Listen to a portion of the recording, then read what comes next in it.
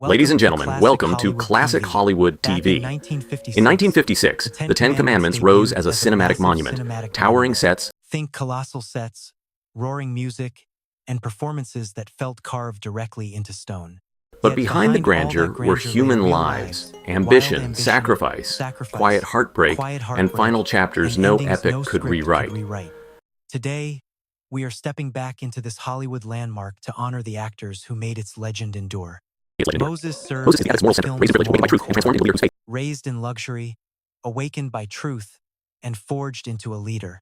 Charlton Heston, born October 4th, 1923 in Evanston, Illinois, In Evanston, Illinois, was 33 when he played Moses, and he brought a towering authority. He brought a massive on-screen authority that defined the entire era of biblical epics. His voice carried held certainty, absolute his posture carried destiny, posture and his carried eyes destiny, carried the weight of a and his man eyes walking showed away the from weight of power walking to away follow from raw conviction. power.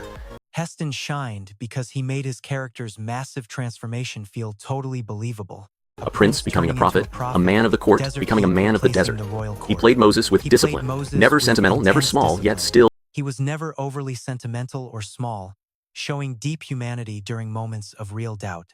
the screen. movie packed Heston with ensured the screen-shaking greatest miracle miracles, remained Heston internal, kept the a biggest person miracle choosing internal. conscience over Just a comfort. man choosing Heston later conscience became over one of comfort. cinema's most Heston eventually became one of Hollywood's most iconic leading men, defined by massive blockbusters and enduring cultural impact. He passed impact. away on April He passed away on April 5th, 2008 at 84 due to complications from of Alzheimer's disease. Yet Moses remains his ultimate defining legacy. His ability to A symbol turn of old moral Hollywood's struggle talent into for turning cinematic moral legend. struggles into silver screen Dathan legend. is Then opportunism there is with Dathan. teeth. He is pure opportunism, bitter, sharp, and always ready to cash in on another's misery. Edward G. Robinson, born December the 12th, 1893 in Bucharest, Romania, was 63 when he played Dathan. And he delivered one of the movie's most unforgettable villains. Robinson's gift was true intensity, was raw a face that could intensity, tighten into a cruelty, face that a voice that hardened could into turn cruelty, persuasion into and a poison. voice that turned His persuasion performance into mattered poison. because Dathan His role mattered because Dathan represents the hidden threat inside any community, true betrayal from within. ambition without an loyalty, ounce of loyalty, survival twisted survival into turned manipulation. into manipulation. Robinson made Dathan feel Robinson made alarmingly Dathan real, feel not a monster, incredibly real. but a man He was no simple monster, just a guy convinced he is smarter than everyone and deserves the prize. in a story about liberation. Dathan becomes a warning. Freedom can be threatened not only by tyrants, but freedom is threatened not just by dictators, but by backstabbers who feed on fear. spanning Robinson's career decades was and already defining legendary, screen toughness defining screen long toughness before this long epic. before this film. He passed away on January 26, 1973 at 79 due to bladder cancer. Still, Dathan stands out as a showcase of his talent. That burns so brightly, it's impossible to forget. Character acting that Joshua burns is so youthful hot, courage, devoted to his you people, cannot loyal to forget Moses, and driven. Joshua represents pure, youthful courage, devoted to his people, loyal to Moses, and driven by love that gives this struggle a human face. John Derek, born August 12, 1926 in Hollywood, California, was 30 when he played Joshua, bringing clean-cut heroism to the film's emotional. Bringing clean-cut heroism to the movie's emotional battlefield. In A Clash of Nations, Joshua represents the everyday person. The He's a individual, man the man who fighting fights not for legend, but for the people for the beside people him. right Derek's performance beside him. mattered because it Derek's acting mattered because it brought romance and high stakes without hurting the film's massive scale. Joshua is the kind of exactly character the kind of classic character Hollywood classic used to Hollywood carry used to the win over audience's heart. audiences. Brave, earnest, and vulnerable when love is threatened. His deep bond with Lilia brings real tenderness to this giant spectacle. Viewers that reminding us liberation that isn't freedom is abstract, not it's abstract. personal. It is Derek deeply later moved personal. from acting into Derek eventually moved from acting into directing, carving his own unique path in the wild history of Hollywood fame. reinvention. He passed away on May 22, 1998 at 71 due to cardiovascular disease. Rewatching now, his Joshua feels like Rewatching it today, his Joshua feels like a perfectly preserved portrait of classic Hollywood heroism. by the era's Strong, belief in noble sincere, hearts. and driven by a noble heart. Then we have Sephora is quiet strength, who brings steadfast, quiet wise, strength, and unwavering wisdom, when Moses' and path becomes support when exile Moses and is uncertainty. exiled. Yvonne DiCarlo, born September 1st, 1922 in Vancouver, Canada, was 34 when she played Sephora. When she played brought a Sephora, gentle and she brought warmth that softened the epic's harsh movie's terrain. desert Sephora isn't there to steal landscapes. thunder. Sephora does not try to steal the spotlight. She holds the emotional center with a love demanding only truth, not glory. truth. Her performance mattered because it showed devotion as courage. In a film dominated by kings and prophets, Sephora represents the life. In a movie ruled by kings and prophets, Sephora represents a life built in the shadows of destiny. The hard waiting, the fear of what calling might cost. And the fear of DiCarlo calling. played her with DiCarlo dignified played her tenderness, with dignified never tenderness. fragile, always. Never fragile, always present. She made their relationship feel grounded instead of just decorative. DiCarlo's career spanned decades, later reaching new audiences in television history. She passed away on January 8, 2007 at 84 due to heart failure. She passed away on January 8, 2007 at 84 from heart failure. Rewatching the 10 Commandments today, her Sephora remains a powerful reminder. May be driven by miracles, but they survive on human loyalty. Bithiah is compassion inside a palace, an Egyptian princess who defies cruelty. An Egyptian princess who defies cruelty to save a child destined to change history. Nina Foch, born April 20th, 1924 in Leiden, Netherlands, was 32 when she played Bithiah, bringing poise and moral clarity to a role that quietly sets the entire story in motion. Foch's performance stood out because Bithiah embodies a vital theme. Which can exist even within power. She isn't a warrior, yet her choice is revolutionary, choosing mercy when the state chooses violence. Foch played Bithiah with calm conviction, allowing the character to feel noble without becoming sentimental. In a film of thunderous declarations, in a movie of thunderous declarations, Bithiah's quieter influence feels incredibly profound. Foch was an acclaimed actress with significant classic-era credits, and later became a respected teacher and coach, shaping performers beyond her own. She passed away on December 5th, 84, due to complications from a blood disorder. Rewatching now, her Bithiah feels like a gentle spark, small in screen time. Brief screen time, but massive in consequence. Seti the first rules with absolute order. Powerful, measured, and unknowingly shaping the man who will later defy Egypt's throne. Cedric Hardwicke, born February 19th. Cedric Hardwicke, born February 19th, 1893 in England, was 63 when he played Seti. That only a seasoned stage and screen veteran could deliver. His voice alone feels like architecture. Solid, commanding, unshakable. Solid, commanding, and unshakable. Hardwicke's performance mattered because Seti is not simply the old pharaoh. He's a portrait of tradition, a leader who believes the empire must remain intact, yet a leader who believes the empire must remain intact, yet respects wisdom when he sees it. His favor toward Moses adds incredible complexity. Power recognizing merit even when it can't foresee the future. Hardwicke played Seti with dignity, making him feel like a real ruler, making him feel like an actual ruler rather than just a plot device. Across decades of classic cinema. He passed away on August 6, 1964, at 71 due to emphysema. Yet Seti remains a vivid example of classic acting. Yet Seti remains a vivid example of Golden Age acting craft. Authority projected not through volume, but through pure presence. But through presence, like a crown you can feel. Memnet moves like a secret, watchful, tense, and dangerous. Watchful, tense, and dangerous because she knows what she shouldn't. Judith Anderson, born 1897, was 59 when she played Memnet, and she delivered suspense with pure theatrical control. In a movie of sweeping spectacle, Anderson's intensity feels incredibly intimate. She makes a revelation feel like a weapon. Her performance mattered because Memnet represents how truth emerges, not always through miracles. Not always through miracles, but through human weakness, fear, and sheer ambition. Anderson played Memnet with razor precision. Every glance loaded, every step purposeful. Building tension. Building a tension that sharpens the story's turning point. It is classic dramatic technique. Pressure, then let it snap. Memnet's role is brief in the epic scale, yet vital in its mechanism. Anderson was one of the great commanding. Anderson was one of the truly commanding presences of stage and screen, remembered for roles requiring immense authority and psychological power. She passed away on January 3, 1992, at 94. Rewatching now, Memnet stands as... Rewatching today, Memnet stands as a masterclass. A supporting character made unforgettable by an actor who understood how to turn silence into threat. Yokebel represents this is the epic's first act of courage. Motherhood as defiance, love. Motherhood as defiance, and love as a refusal to ever surrender. In Jamesport, Missouri, was 44 when she played Moses' mother, bringing tenderness that feels almost... Bringing a deep tenderness that feels almost sacred. Her scenes carry a simple truth. For prophets and plagues, there is a mother protecting a child. Scott's performance mattered because it grounded the story's grandeur. Scott's performance mattered because it grounded the story's epic grandeur in something universal. To let go so her child might live echoes through history and across cultures. Scott played the role with quiet dignity, avoiding melodrama and Scott played the role with quiet dignity, keeping it real and letting emotion flow like grief and faith were one. In a film filled with spectacle, her humility becomes its own kind of power. Scott had a long, respected career across stage and screen. She passed away on May 28, 2003, at 90.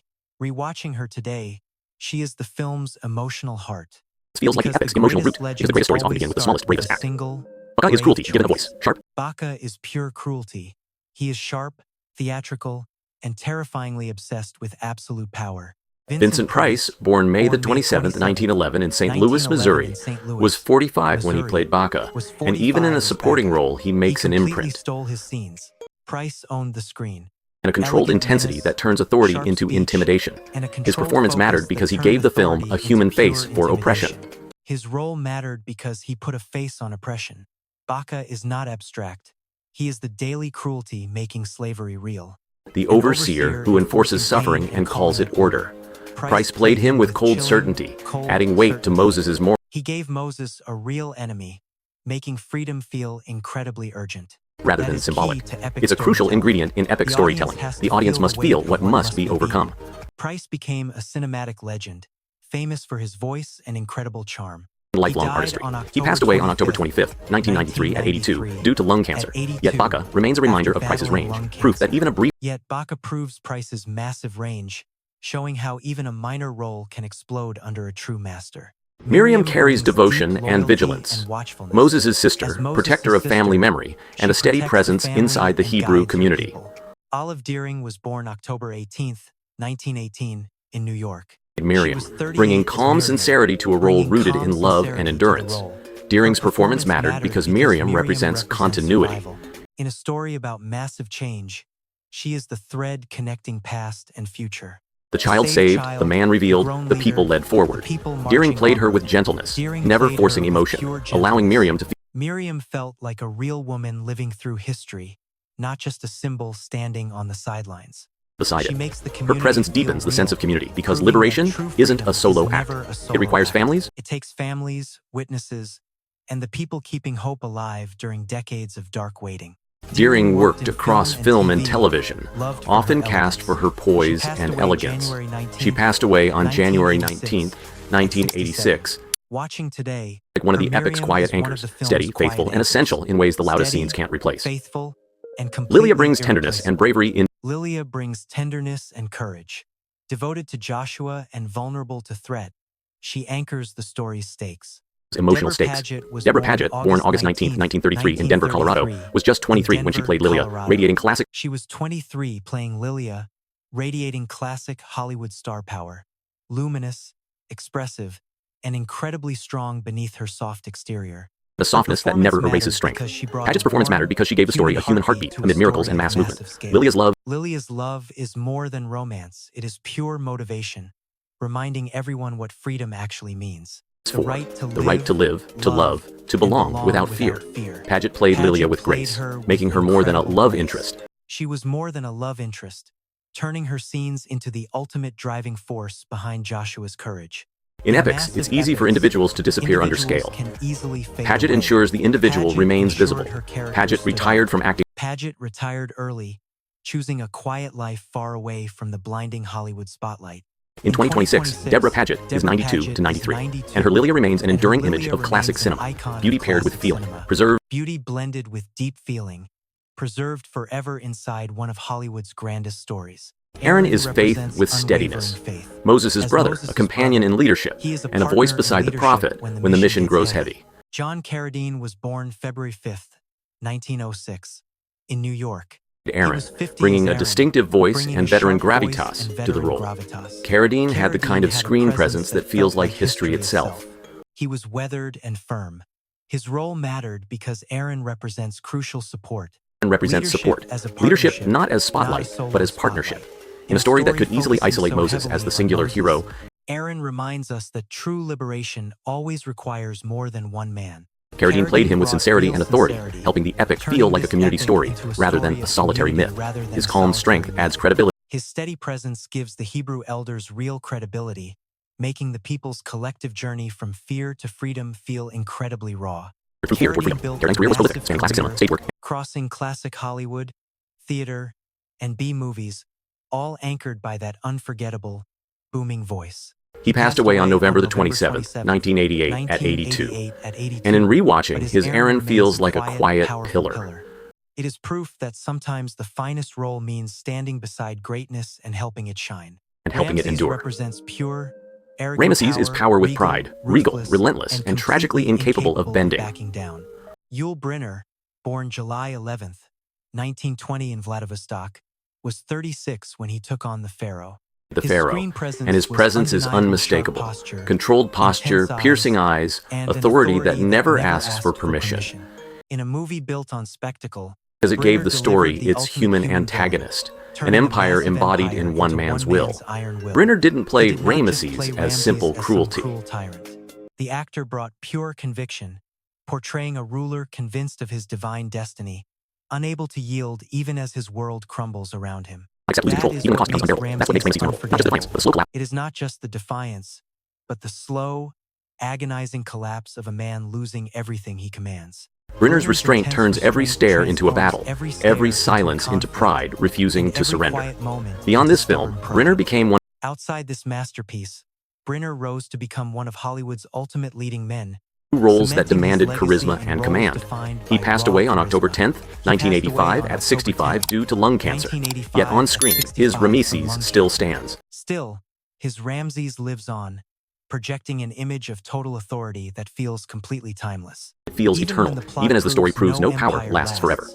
Nefertiri is elegance with fracture lines, beautiful, intelligent, and torn. Stunning, sharp, and torn between deep desire and royal duty. In Michigan City, Indiana, was 33 when she played the Egyptian queen, and she brought something crucial to the epic, emotional complexity. In a world of emotional complexity, set against a world of golden thrones and prophecy, Baxter made Nefertiri feel painfully human, loving fiercely, losing quietly, and trying to keep dignity intact while her heart is pulled apart. Her brilliant performance mattered because it introduced a much more personal conflict. She isn't only political, she is personal. She represents what power cannot control, the ache of wanting someone who chooses a calling over you. Baxter delivered that heartbreak with perfect control, never slipping into cheap melodrama. He's holding the queen's pride even when the woman beneath it is breaking. The result is one of the film's richest portraits, a villain to some, a victim to others. The result is one of the movie's most nuanced characters, a villain to some, a victim to others, but never a cliché. An Academy Award and a career-spanning classic, Hollywood's most celebrated titles. She passed away on December 12, 1985. She passed away on December 12, 1985 at 62 from a brain aneurysm. Unforgettable. Proof that even inside an epic, the most lasting tragedy can be a quiet one. The deepest tragedies. And that is the enduring power of And that is why the Ten Commandments endures. The spectacle still amazes us, but it is the human performances that keep it alive. They remain vulnerable and unforgettable. Though most of these legendary actors have passed on, their legacy remains permanently etched in cinema history, waiting for the next time the screen fills with sand and fire. If this tribute moved you, please like, subscribe, and join us again on Classic Hollywood TV. Good night.